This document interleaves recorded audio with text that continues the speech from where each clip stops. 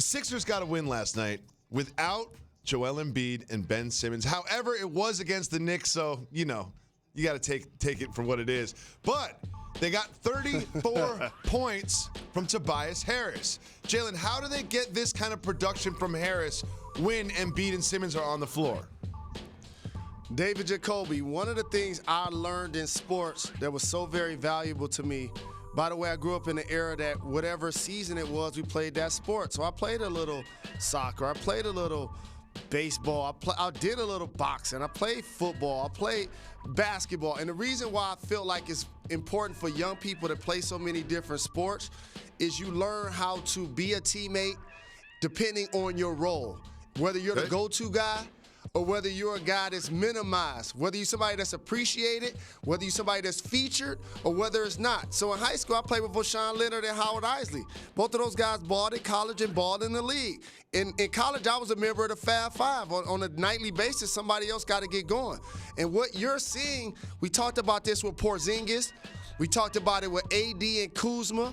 And now we're talking about this with Tobias Harris. Basically, what you're saying is players that aren't the alpha, the one option on their team, how are you able to get that same productivity from them when the best player is available? And that's a sacrifice that they have to figure out. And for Tobias Harris, it's going to be crucial for this Philadelphia team because they invested in him and they gave him the belief that he could do it. Now he's got to be able to do it when those other two guys are present.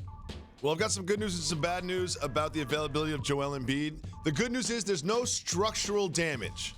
The bad news is he'll be out at least a week. Now, a week is not that long, but 2 weeks, 3 weeks, that's possible with this injury. Do you think the Sixers can hold on without Simmons or Embiid in the lineup?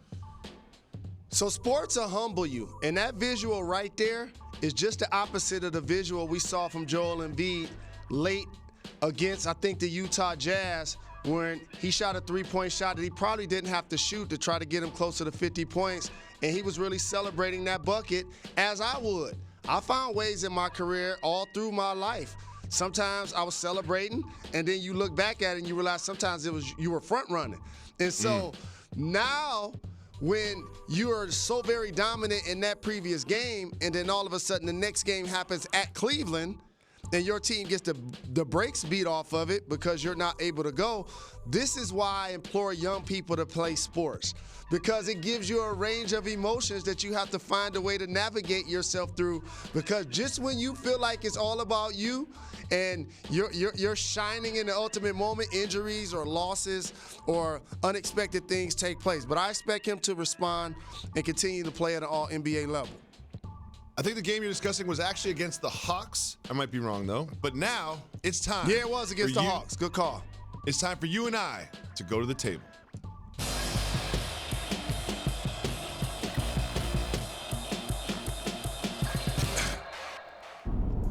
Jalen, I saw just a simple dunk on Instagram, but I watched it over and over because I needed to see it, and then the more I saw it, it was like a good movie. The more I saw it, the more things I noticed. So, Jalen, first of all, look at that dunk, okay?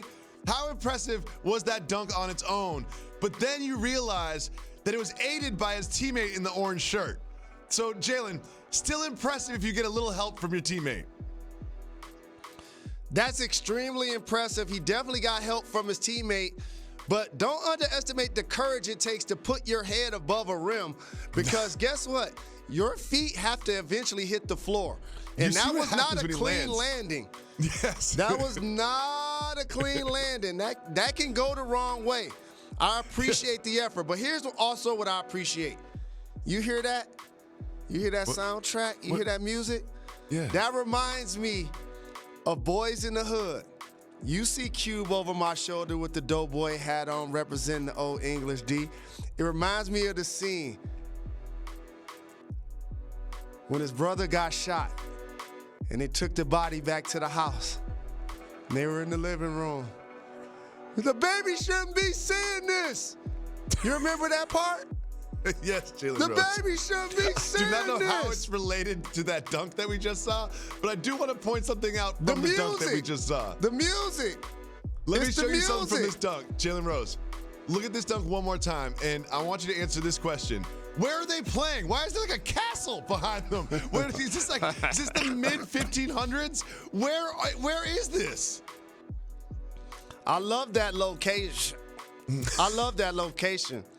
That looks fly. But you don't remember that part in Boys in the Hood? You ain't even see Boys in the Hood, did you? I do remember that part in Boys in the Hood, Jalen Rose. I just do not know how it is related to that dunk in front of a castle. The music. I don't understand. The music. We play this music every day on this show. Jill, go to break. Go to break. That's what it reminds me of.